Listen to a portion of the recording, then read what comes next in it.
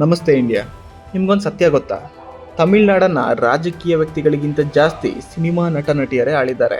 ತಮಿಳ್ನಾಡಲ್ಲಿ ಈಗ ತಲೆಯುವ ವಿಜಯ್ ಹವಾ ಶುರುವಾಗ್ಬಿಟ್ಟಿದೆ.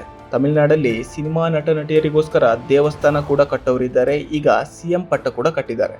ನಟ ವಿಜಯ್ 2 ವರ್ಷದ ಮುಂಚೆ ಪಾರ್ಟಿಯನ್ನ ಕಟ್ತಾರೆ, 6 ತಿಂಗಳ ಮುಂಚೆ ಪ್ರಚಾರಕ್ಕೂ ಇಳಿತಾರೆ. ಈಗ ಸಿಎಂ ಕೂಡ ಆಗ್ತಾ ಇದ್ದಾರೆ. ಈ ಹಿಸ್ಟರಿ ಅನ್ನೋದು ಮೊದಲೇನಲ್ಲ.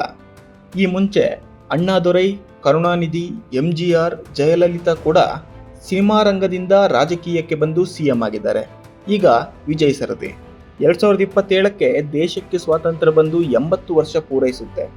ಆದರೆ ಅದರಲ್ಲಿ 48 ವರ್ಷಗಳ ಕಾಲ ತಮಿಳುನಾಡಲ್ಲಿ ಸಿಎಂ ಆದ 8 ಜನರಲ್ಲಿ 5 ಜನ ಸಿನಿಮಾ ನಟ ನಟಿಯರೇ.